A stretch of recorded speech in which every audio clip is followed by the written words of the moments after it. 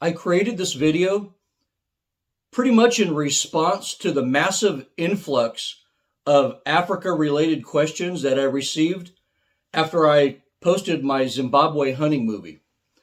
I sat at my computer a week after posting that video, ready to prepare for the next hunt camp mail, and realized that most of the questions were related to my Africa hunt.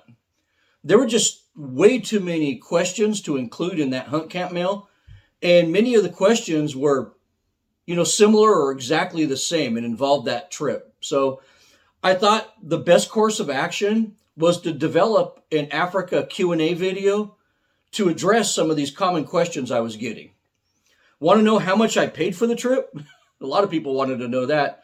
Want to know what rifle that my PH carried as a backup? Were you curious if I had any bad experiences on my trip? Are you questioning my clothing choices like many people did?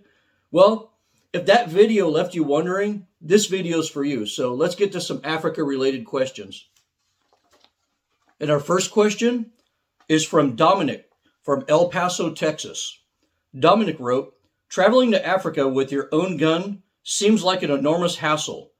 Why would you bring your own gun versus renting a gun at your destination? That's an excellent question. And you're correct, Dominic. Bringing a gun on international travel is a hassle. I mean, I'm not going to lie to you about it. It's a hassle. It's also cheaper to rent a rifle than it is to pay the import fees to bring your own rifle. So it's not a cost savings either. And lastly, not traveling with a firearm opens up many more travel options through countries, airlines, I mean, you name it. You might save a lot of money on travel too, not bringing a gun. So renting a rifle at your destination does have a lot of upsides, as you say it does. But on the other hand, this is a dangerous game hunt in a wild area, and you need to do a lot of practicing before your actual hunt, because you might find yourself in a life or death situation. On a hunt like this, I personally want to use the exact same rifle that I trained with or that I've been training with. Training develops muscle memory, cognitive sharpness, and confidence in your equipment. And if you change rifles, some of that goes out the window. The most famous quote in the movie The Ghost in the Darkness was, never go into battle with an unproven rifle. And even though that character in the movie was fictitious, that quote does ring true. So for dangerous game, I believe you should take the rifle and use the rifle that you've been training with. And our next question is from Frankie in Florida. Frank wrote, let us know what your PH is shouldering. That's always very interesting to me. And he wasn't the only one that asked me this either. My PH on that trip, Keith Wall, carried a Krieghoff double chambered in 470 Nitro Express. If you're wondering why his Krieghoff double is all black, it's because it's been exposed to so much sweat, humidity, and blood over its life that the metal was pitting in spot and the finish on it got really bad. So he sent it out to Krieghoff in the off season where they cleaned it up and put a custom finish on it for him. So that's why it's all black. His gun is also fitted with a Trigicon RMR, red dot sight. Keith is mainly an elephant and buffalo guy, and he considers his setup to basically be the perfect backup rifle for that. And our next question is from Sean from Dallas, Texas. We're opening up this video with the Texas boys. Sean wrote, I have a hunt in Mozambique scheduled for 2023. According to other customers of this outfit, there's no cell reception there. Did you actually use your Garmin Inreach 2 Mini on your trip? I'm thinking of buying one instead of a satellite phone.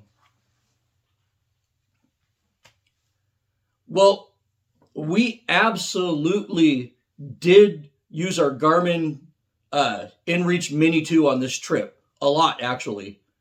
During the entire 8.5 days I spent in Karunga camp, We had no cell reception. And of course, Wi-Fi doesn't exist there either. My wife, texted her worried mother every day with this, and we texted the house sitter to check up on her animals. And, I even handled a couple of issues at work with this while I was in camp.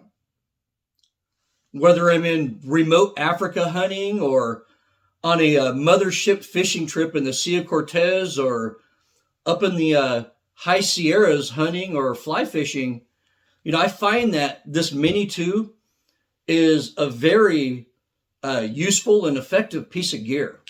In addition to this, I left this turned on for the entire trip, so our family back home can track our whereabouts on their laptop, which is a pretty cool feature. You could set other people up through an email and they can go to the Garmin site and they could track where you're at any given time. And, our family found that very interesting. I also downloaded the Zimbabwe maps onto the app before I left California. And I tracked our location and distance traveled every day while we were hunting, as well as I marked the location where I killed my animals, just in case we couldn't find them when we were trying to go back and do a recovery on them. So this little Mini 2 got a lot of use on that trip. And when you sync it with your smartphone, there's almost nothing that this little unit won't do. In retrospect, I actually think it's more useful than a satellite phone. And our next question is from Brian from Columbus, Ohio. Brian wrote, "The hunting in Dandy East looked difficult. I did some research and it looks like Dandy East is probably the toughest area to hunt Cape buffalo in Africa. Why did you choose that place?" I guess that's a fair question, Brian. And to be honest with you, I specifically wanted the toughest hunt that I can afford. I feel like on many of my previous hunts, I've been cheating myself out of a real experience. By all accounts, the Dandy East is the toughest area to hunt in the Zambezi Valley and probably all of Zimbabwe. If you want an almost guaranteed shot at a buffalo without the hard work, there's plenty of places for that. But I wanted this hunt to be all about the challenge. I wanted to put myself and my gear to the test. I wanted to see what a real 20-mile tracking job was like, and I wanted my confidence tested. And this hunt checked all of those boxes off for me. And our next question is from Chuck in Utah. Chuck asked, "What loaner rifle does your PH offer for a buffalo hunt? If you decide not to bring your own, I would want something bigger than a 375.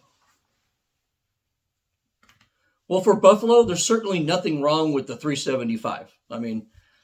I don't necessarily think it's optimal, but there's nothing wrong with it. It probably kills more Cape buffalo per year in Africa than any other cartridge, to be honest with you. But Keith's client loaner rifle is a 416 Remington Magnum, which is why I gifted him all of my leftover ammo before I left. But you need to realize that your question was very specific, but the reality is that every PH has a different client loaner rifle. This is actually an important question to ask before you plan your trip, because some PHs are just starting out in the business and they might not have a loaner rifle for you, and they might need to borrow one from another PH for you. So if you don't bring your own rifle, this is definitely a question you need to get sorted out before you start planning your hunt.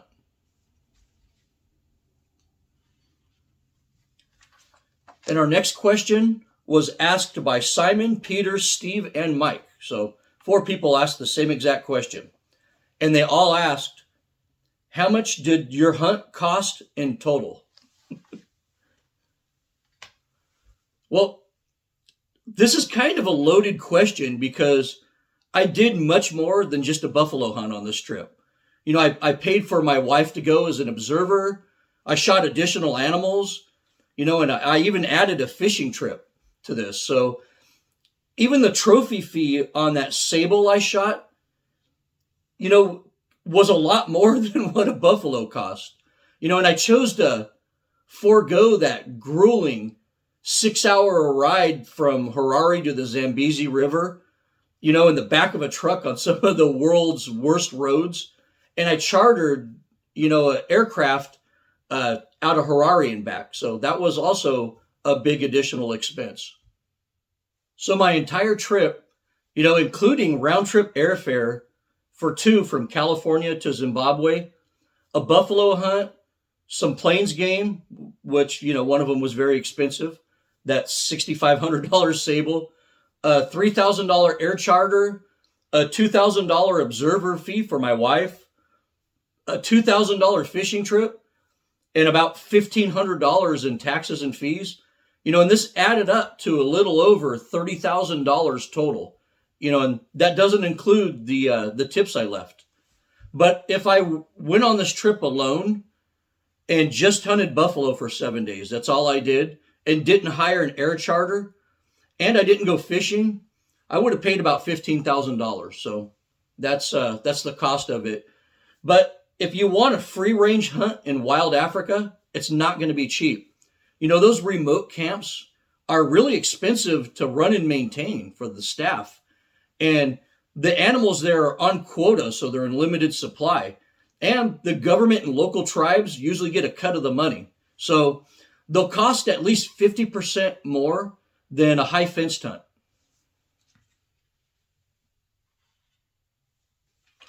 Our next question is from Charles from Sacramento, California. Charles asked, my dream animal is a sable. How big were the horns on the sable you shot? And how did you take measurements in the field? Well, I really don't know, to tell you the truth. Yeah, I know I shot it, and I don't know how big the horns was, because I don't hunt for horn or antler measurements. You know, I can honestly say that I haven't measured an animal in over a decade. But that sable was big. It was jet black. It had good secondary growth at the base of the horns, you know, and it was alone, so it wasn't the breeding bull of a herd.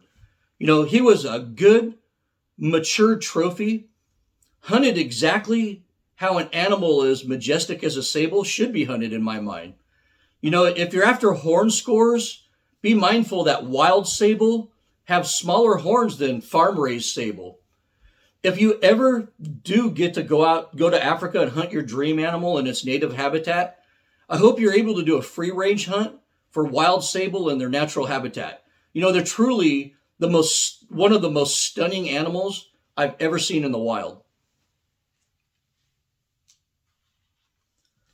Our next question is from Stephen from Arizona. Stephen wrote, I noticed you didn't post any video of kill shots on your African animals. Did you edit them out to keep the video from being demonetized? If so, I'd like to see them. No, we didn't get any kill shots on animals on the Africa trip. Most of the filming during my hunting days was done solo by me. You know, when I put the final stock on an animal, that animal gets my full attention and focus. So filming a kill shot was really the last thing on my mind. To me, the actual hunting experience is 100 times more important than killing animals. And, you know, that's what I tried to focus on in that movie I posted on YouTube. I wanted you to experience the highs and lows of the hunt with me. I wanted you to taste the food, to enjoy the sunsets, and to mingle with the locals like I did. You know, killing trophies was a small part of that adventure.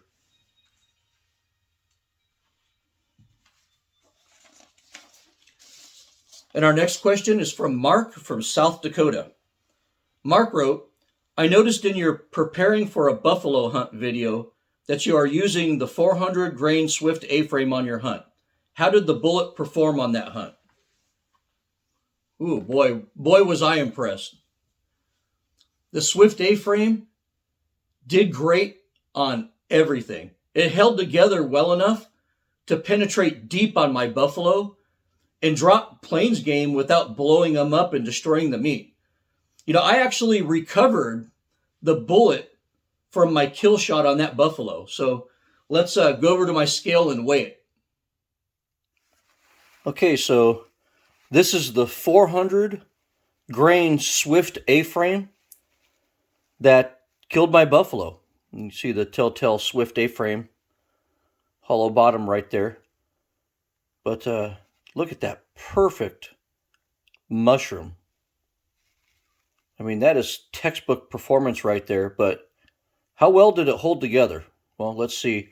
I got my Charge Master all calibrated out here. Let's put that on there.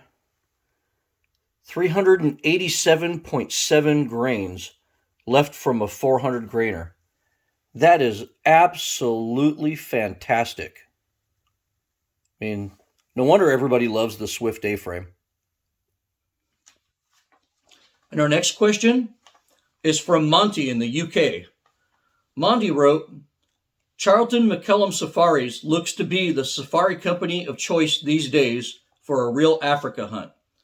I see only wealthy American hunters as their clients. Do they also accommodate hunts for British hunters on a limited budget? Once again, this is kind of a loaded question, but CMS can accommodate just about anyone from anywhere as long as you have the required fitness to hunt the Zambezi Valley.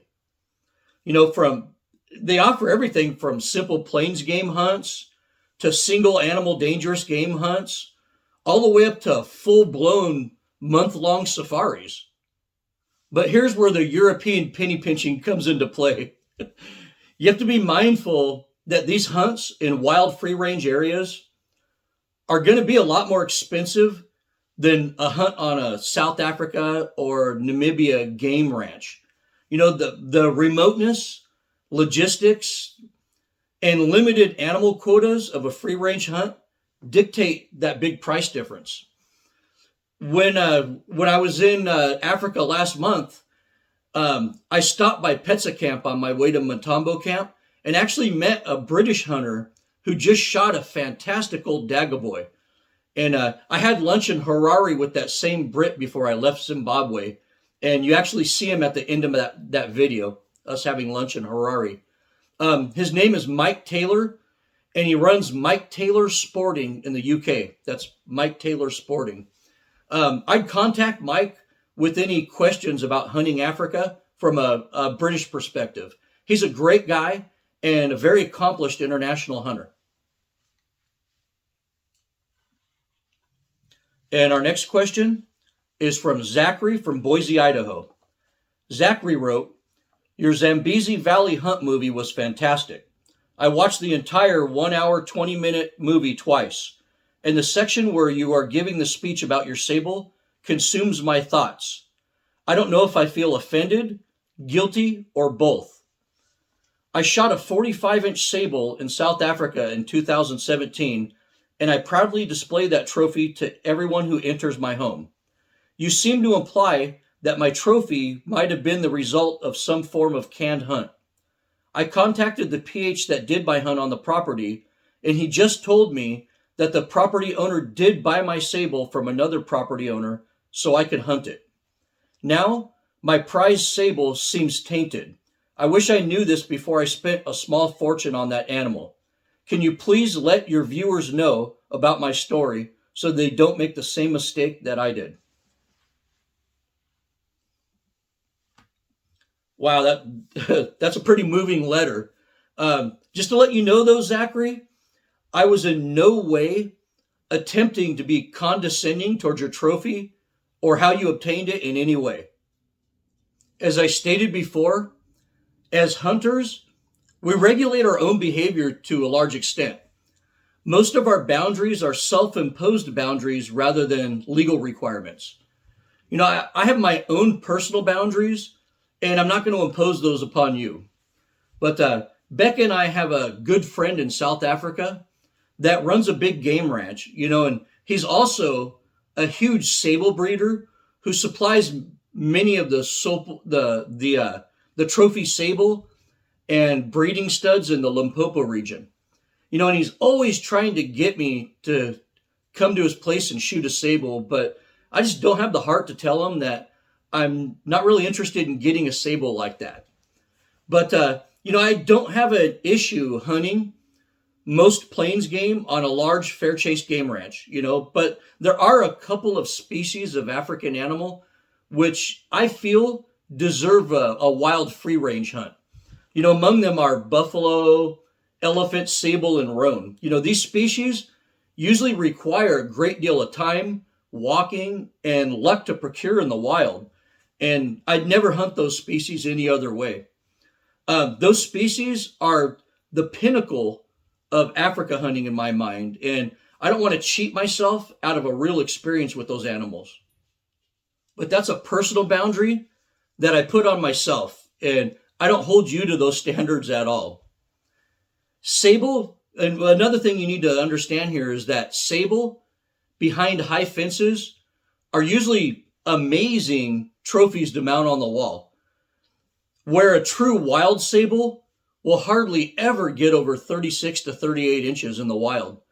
With sable, the hunt itself is the trophy, and any old non-breeding sable in the wild is something to brag about if you're lucky enough to get one.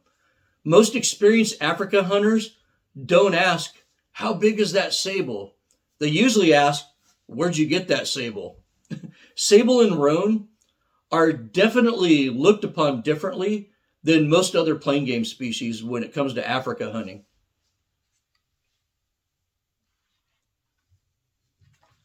And our next question is from Mario from Mexico.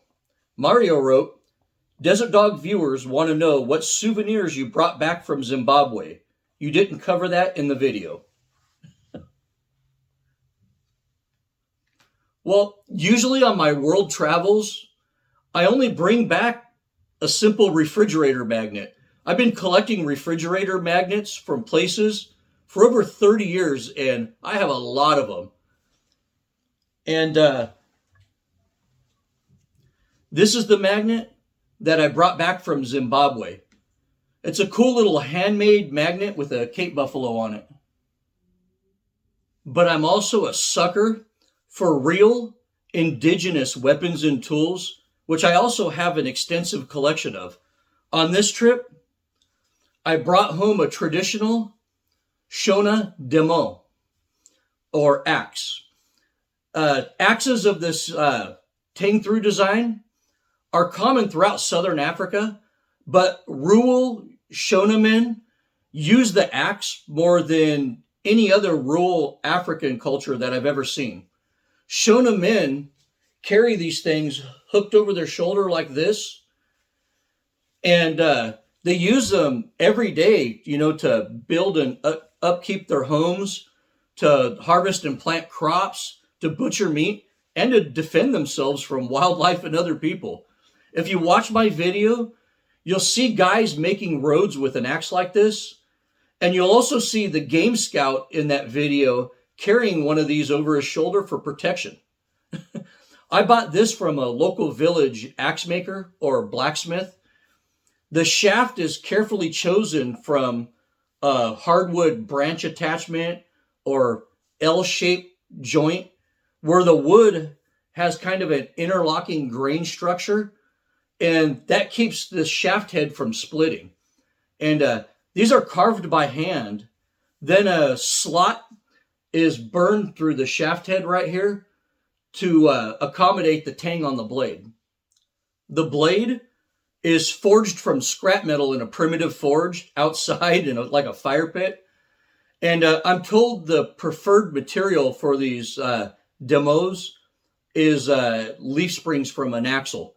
But apparently just about any type of strong carbon steel will work for this.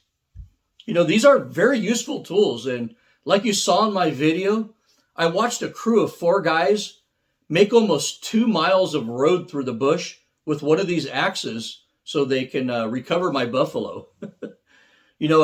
So when I saw this being used by everybody over there, I said to myself, I have to have one of those. And this cost me $8 US. Of course, in reality, it cost me a lot more than that because the extra weight of this axe meant that I had to give away all my spare ammo and fishing tackle to bring this home, but it was worth it to me.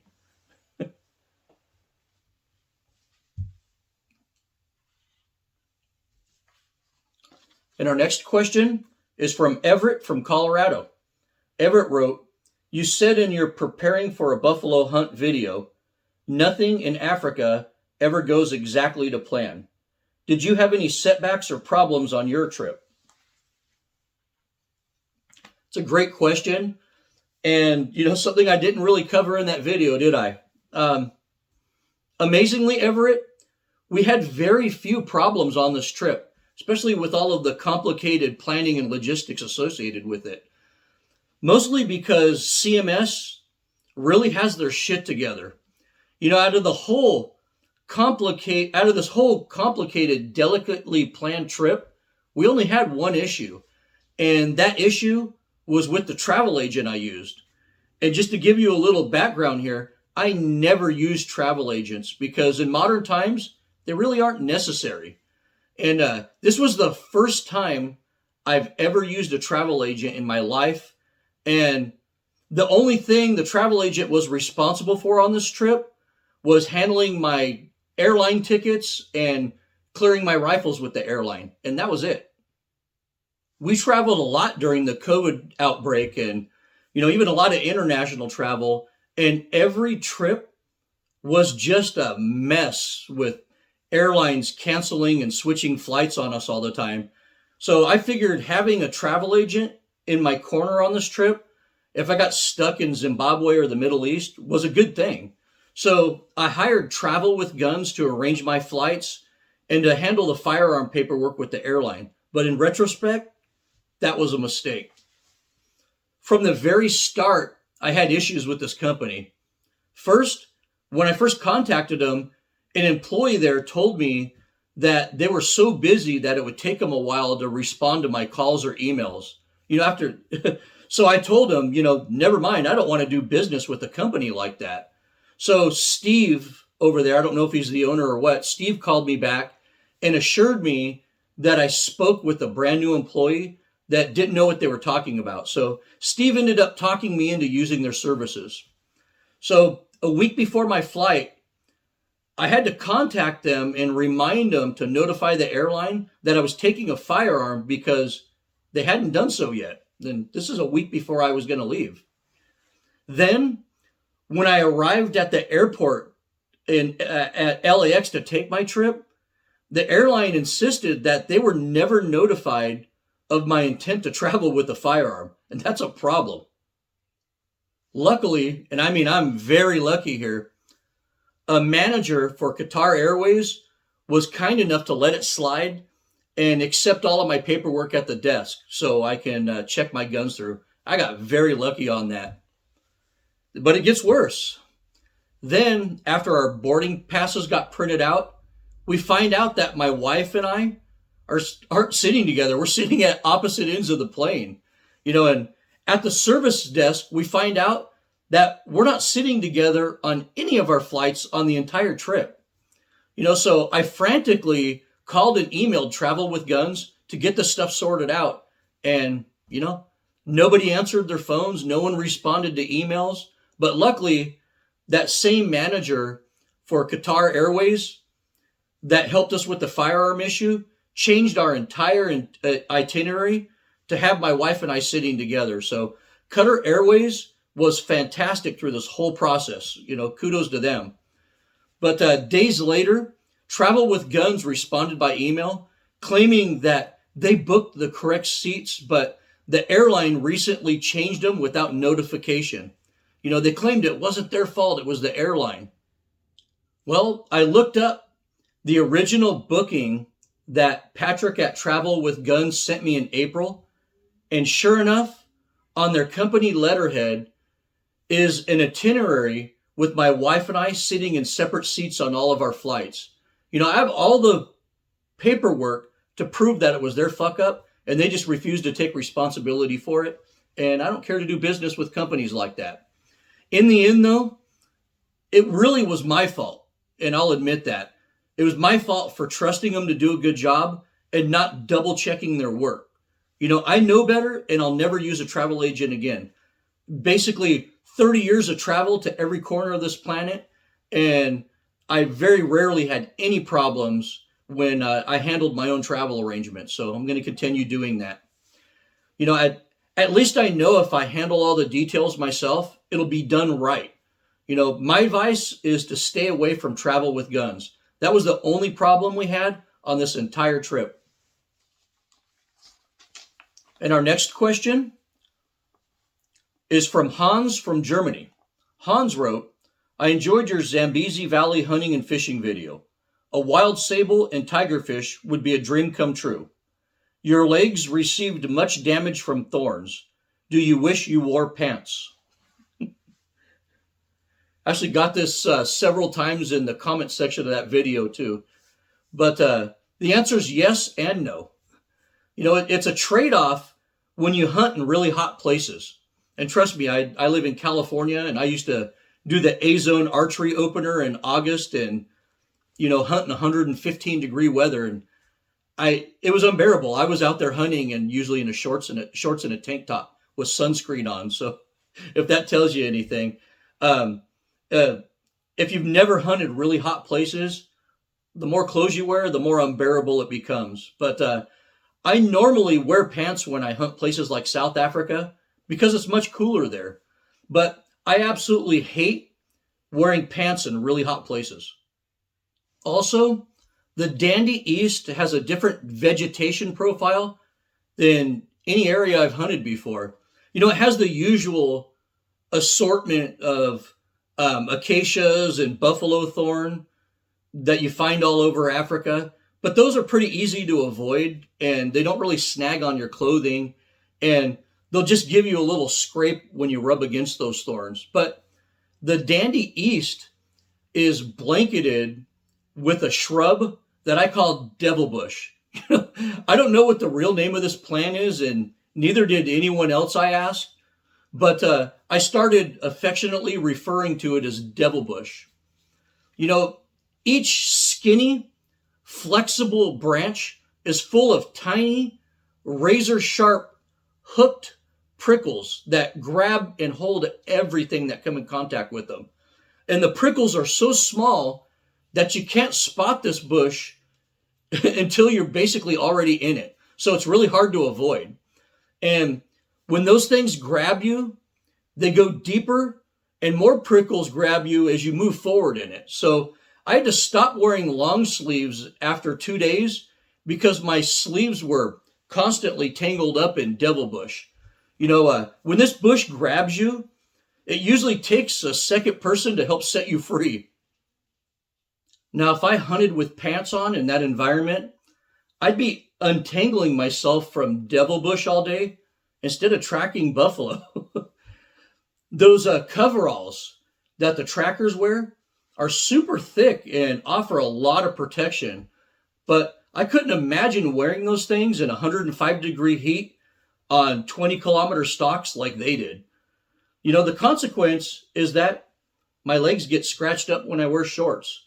This area is just a tough place to hunt, and you have to suck it up and deal with it if you want to hunt there. And our next question is from Martin from California. Martin wrote, I went hunting in South Africa in 2016, and getting my rifles through Joburg was a hassle. I even got charged more than what the fee was. How hard was it to get your rifle into Zimbabwe? Well, I've had the exact same issues you did in South Africa, but Zimbabwe was actually very easy for me. I also think that Charlton McCallum Safaris had something to do with that. They had a guy meet me at the gate as soon as I got off the plane. Seriously, I didn't have to clear anything. As soon as I walked off that plane, there was a guy there to meet me from CMS Safaris, and he instantly gathered all of my paperwork and fast-tracked me to the front of every line. People looked really mad as we were taken to the front of the immigration line, in front of hundreds of other people. We were taken to the front of the immigration line, and went right through and got stamped and sent on, So there was a lot of mad people, but CMS pulled that off. And no one even asked for our COVID tests or any COVID type of information. I filled out that health questionnaire. No one even asked for that. No one asked for my negative COVID results. So we went to the gun desk, and at the gun desk, we were hurried in front of two other hunters that were waiting for gun permits. And she checked my passport, the serial number on my gun, and counted my ammunition, and then sent me right through. So we were literally off the plane and out of the international airport with our gun in just over 15 minutes, and I don't know how many palms that CMS had to grease to get the service, but it was amazing. And our next question is from Blake from Henderson, Nevada. Blake wrote, I'm always looking for options for hot weather hunting boots. You did a hunting boot video years ago, but most of those boots aren't made anymore. What boots did you use in your Zambezi Valley hunt?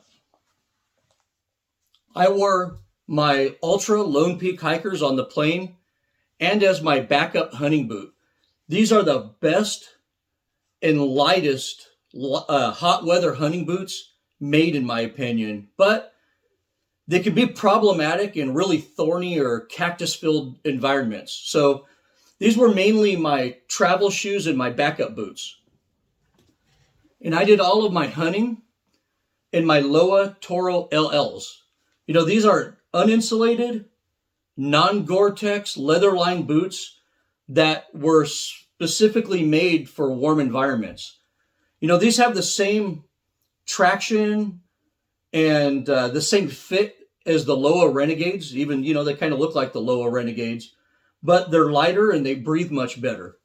They're mostly leather too. Actually, they're almost all leather. So they handle thorns and rocks pretty damn good for a lightweight, breathable boot. And I think these boots exceeded my expectations in the Zambezi Valley. But as I get older and wiser, I'm also of the opinion that socks are just as important as boots. Maybe more important. And I wore nothing but darn tough, lightweight socks on the entire hunt. And even on the days where I put in, 20 kilometers and 100 plus degree heat, my feet were always dry and in good shape. So these darn tough, lightweight socks were just fantastic. And our next question is from Thomas from Spain. Thomas wrote, I like the interview with the PH Keith. He is very qualified and professional. Tipping is not normal in my country. Please tell me how much American dollars you gave as a tip on your hunt. Well, this is going to open a can of worms, but CMS is very familiar with the tipping cultures of different countries. So they tend to avoid the issue of tipping, just like any reputable PH in Africa usually does. But for my Desert Dog Outdoors viewers, I'll be totally transparent with you regarding the tips that I left. I personally choose to leave tips for great service, because great service is exactly what I received on this trip. I don't tip like a drunken Texas oil tycoon, but I'm not stingy either. I added up the total cost of my daily rates and trophy fees, and I tipped the PH 12% of that. 10 to 13% tips are common for dangerous game hunts and free range areas, and 5 to 10% tips for your PH are common for non-dangerous game hunts, in high fenced areas. Never add taxes or your travel expenses into your total tip percentage for your PH. This should be based solely on daily rates and trophy fees. Tipping the staff should be based on just a daily amount, a fixed daily amount.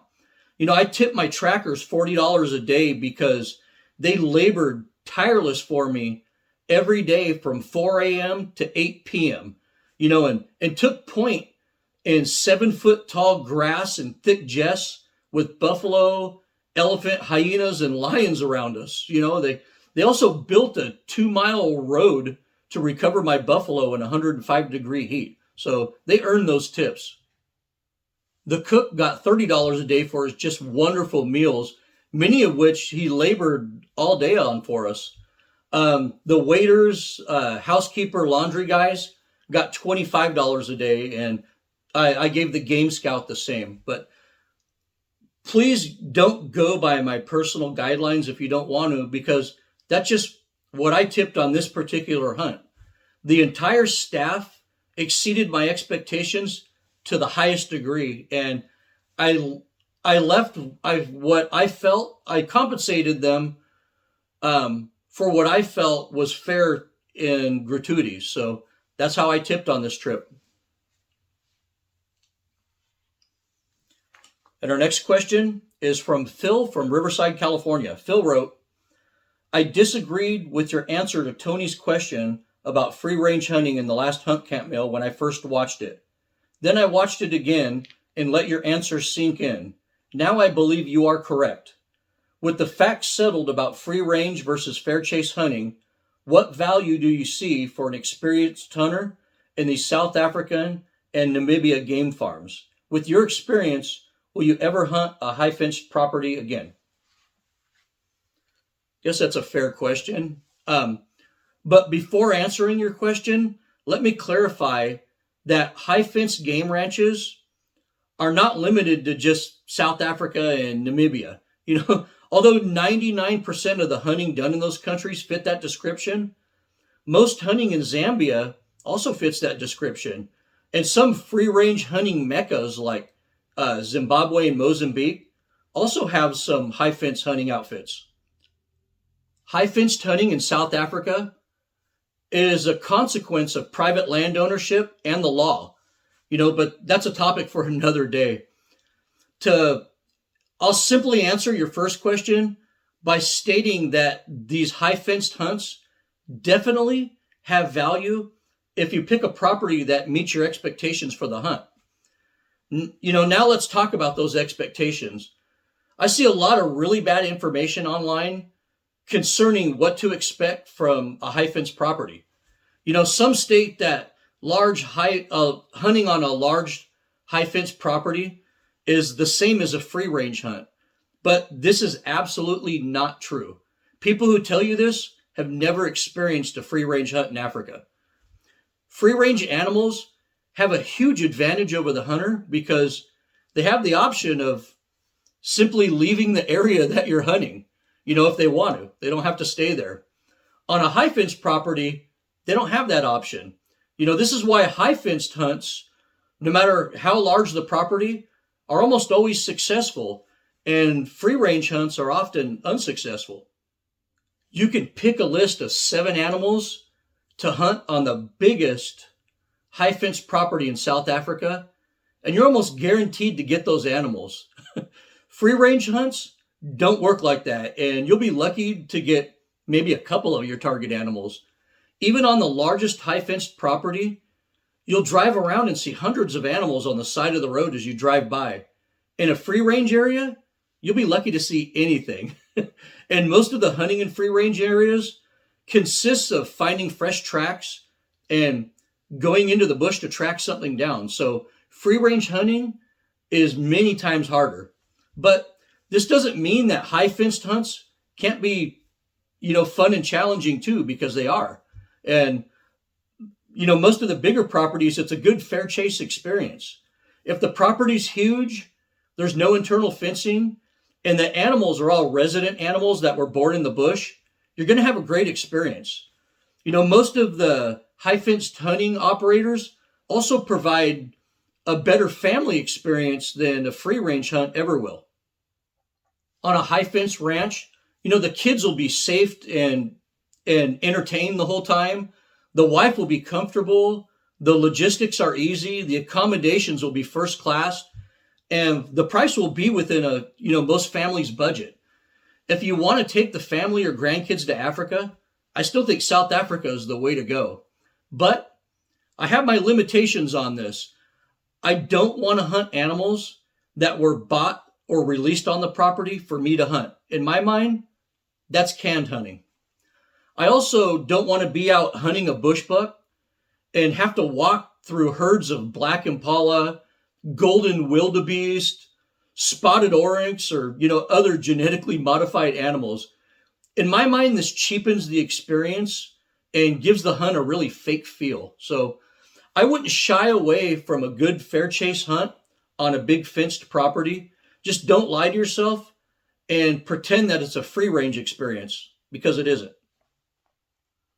Our next question is from Leon from Arizona. Leon wrote, Desert Dog, the witch doctor thing was interesting in your video. You seem very comfortable and nonchalant about making a deal with a real witch doctor. I would have been scared to death. That crazy hoodoo voodoo stuff freaks me out. You have balls of steel.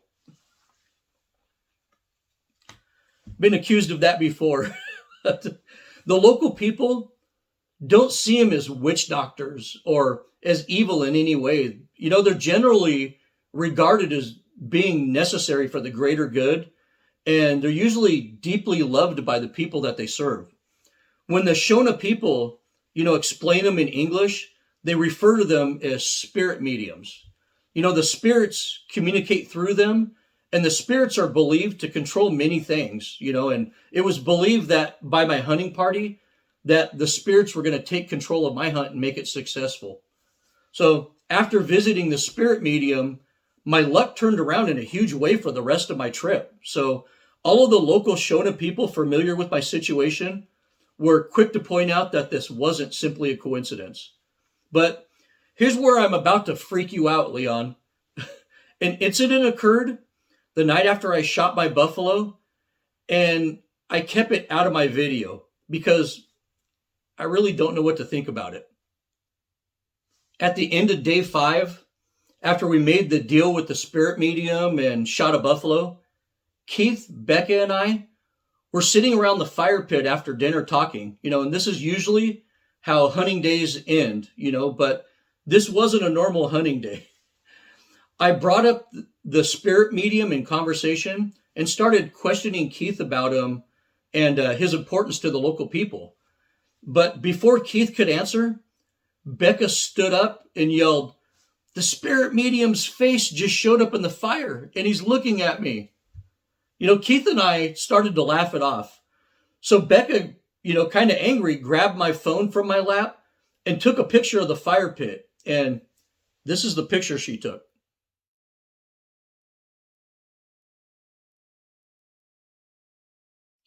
Yeah, and you want to know what? That face was actually moving around in the fire too. That's what it looked like. And it did, bear a resemblance to the spirit medium also. I'll admit that. But was it the coals in the fire playing tricks with our eyes? Or did the spirits hear us name dropping and pay us a visit? I'll let you be the judge on this one. And our next question is from James from Georgia. James wrote, I like the overall hunt in your Zambezi Valley hunting and fishing video, but it's way too long and slow, and I fell asleep watching it twice. Can you upload a short version with all action and no talking? Boy, that's a very demanding request there, James. And hey, I apologize for putting you to sleep, James. On the rare occasion that I actually do a hunting or fishing video, I like to tell a story when I do it. This is because a proper hunt is a story. Our ancestors sat around the glow of the fire telling stories of the hunt and carved images on rocks to forever memorialize these stories. And I make videos to do the same thing. But I also acknowledge that I'm a talker. And sometimes I ramble on too much and it could get boring. So in the interest of YouTube viewership, I might do a condensed version of that video with, as you requested, all action and no talking. Sorry, guys, I had to leave the studio for a while to handle something at work, but I'm back now and I'm going to continue with the video. And our next question is from Steve from Corona, California. Steve wrote, that was an awesome one-gun safari. A .416 Remington Magnum will be my next rifle for sure. My question is, Did you clean your gun at all during this long hunt? If you did, what type of cleaning kit did you bring? Well, yeah, Steve, the 416 with a low power optic on it is the ultimate one gun solution if you want to do a one gun safari where dangerous game is part of the plan. You know, it was perfect for the area I hunted, the Dandy East, you know, where the vegetation was just super thick. But to answer your question, Steve, I didn't clean my gun at all on this trip, you know, and I never really needed to. The only time I clean a rifle during a hunt is if it gets really wet or I drop it in some, you know, nasty mud or in some talcum powder like sand. You know, in those circumstances, I will clean my rifle during a trip. But just in case that does happen, I always pack a small cleaning kit with me, you know, and rather than fuss with some big universal cleaning kit, I put together my own kit that's specific to my one rifle that I brought. You know, let me show you the cleaning kit that I brought with me to Zimbabwe. And this is the caliber specific cleaning kit I bring with me to Africa. Basically, I just put this together myself, and you know, we have patches that are good for my 416 caliber rifle. You know, a pull through, a brush that can be added to the end of this so I can brush out the chamber, do whatever I need to do.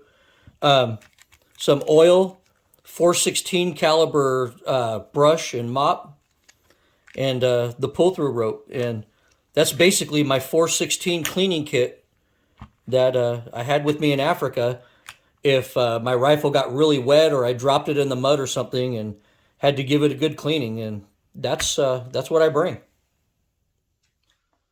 And our next question is from Parker from Texas. Parker wrote, you said in a hunt camp mail that hunting South Africa is like hunting on the ranches in Texas. I was raised in the Texas Hill Country, so I know what those hunts are like. It seems like attendance on these ranches are down because they are getting a bad name for canned hunts. Is the same thing happening in South Africa? It's an interesting question. But I don't know, Parker. You know, it seems like things got kind of bad during COVID, but might be slowly recovering now. You know, I definitely don't have enough facts about game ranch attendance to draw a conclusion on that one way or another. So I really can't answer that for you. But what I do know is that South African game farms as a whole have mostly been trying to change their image over the last 5 years. African game farms started realizing that the whole canned hunting thing was really bad for their image, and the only people actively seeking out those canned hunts are probably now, you know, a lot of bow hunters do that. But over the last 5 years, many ranches took down their internal fencing and took down a lot of the man-made structures on the property so clients could have a better fair chase experience. Some property owners have also merged their properties with other property owners to offer even bigger hunting areas. And those stupid genetically altered color variant animals, you know, are finally becoming a thing of the past. You know, they're less prolific now.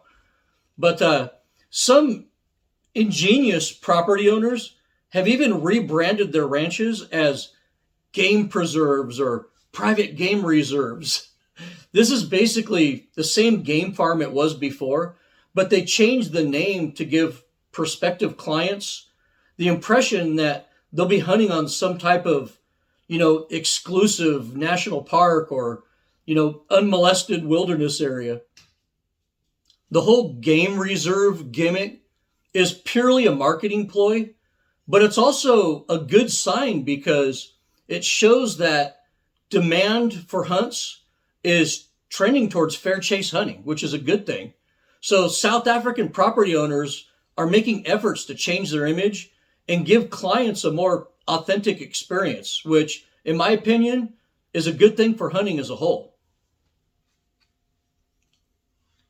And our next question is from Bradley from Wisconsin. Bradley wrote, while doing some research, I found that it's recommended to take all cotton clothing on safari due to the fact that there's a botfly that lays eggs on damp clothes if they're hanged out to dry. To combat this, I read they iron the hell out of clothing to kill any parasites that may be on them. My first question is, with all the modern synthetic performance hunting clothing that's out there now, have you heard of people's clothing being melted by irons in safari camps when laundry is being done? Yes, synthetic clothing gets melted all the time in Africa. I've covered this numerous times in my videos, and recently in that video preparing for a buffalo hunt that I did, I covered the same thing. So just to rehash it again, many of the nice high-fenced game farms and lodges in places like South Africa use electric irons with heat settings on them, so your clothes will fare much better, even if it's synthetic a lot of the time. But in remote camps, which are what I like to stay in, your clothes will be pressed every day with a cast iron clothes iron full of hot coals from a fire, and those melt synthetic clothing with ease. And my wife never listens to me, and she decided to bring these shirts on our last trip because they're super lightweight and comfortable. But guess what? Most of her shirts melted a little bit here. You can see that in there. And I think one shirt had to be even thrown away because it was melted so bad. I mean, it shriveled up and had holes in it.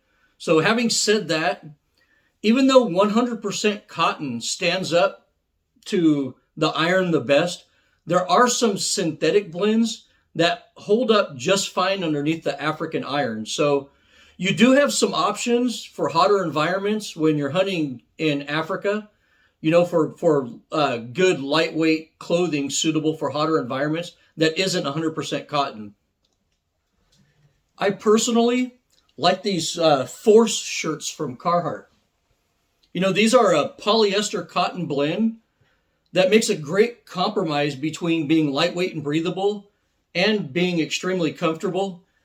And those African irons really can't hurt these things. I mean, I've worn them for years and I've never had one damaged by a hot iron in Africa. And you could see me wearing one of these shirts in this picture.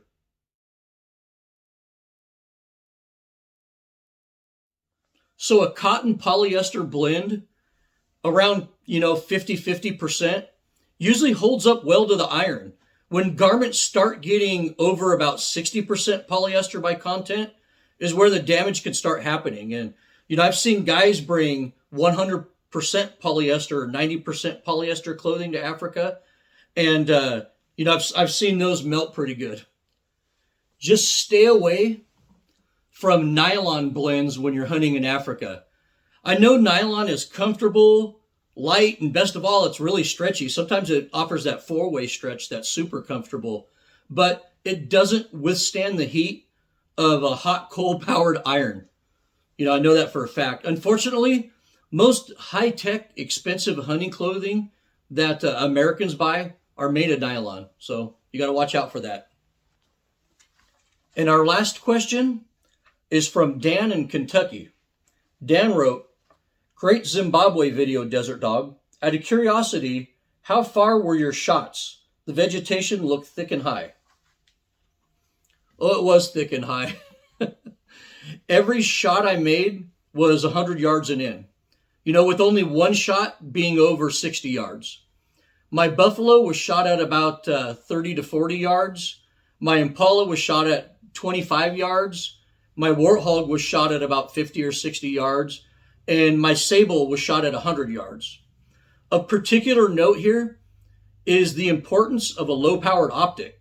I shot my sable with the scope maxed out at 6 power, but every other animal I shot was at 1x magnification, which is basically no magnification at all. In that video, I did an interview with my PH, and my PH Keith stated that you need to be ready to shoot as soon as your rifle hits those sticks. And he wasn't lying. You won't have time to find animals within a magnified scope. And, you don't have time to monkey around with scope settings. So a low power optic was a must for this type of hunt. I don't think I would have been successful with a scope, that had a low setting or 3 or 4 power, for instance. Also, in the really thick Jess and Mopane forest of the Dandy, animals rarely give you a broadside shot. They're always facing you or quartering at you while they watch you through little openings, between trees or in heavy brush. So you need to know how to make these shots because they're probably going to be the only shots that are presented to you in this environment. If you ever hunt the Dandy, be prepared for less than optimal shot opportunities. This means that you need to research animal anatomy for shot placement and be as accurate as possible when you're shooting off the sticks. I don't think anyone gets a broadside shot on a buffalo in the Dandy East. Well, that wraps up my Africa Q&A video, and I hope I answered your questions adequately. My Zambezi Valley movie obviously piqued a lot of interest and made many of you hungry for an African adventure of your own. In that regard, I hope I motivated some of you to get off the couch and head to Africa next year. It seems like viewers who watched my Zambezi Valley movie really enjoyed it, and I hope you subscribe to my channel if you did. You can reach me with any questions or comments at desertdogoutdoors@gmail.com. Thank you for watching, and as always, good hunting.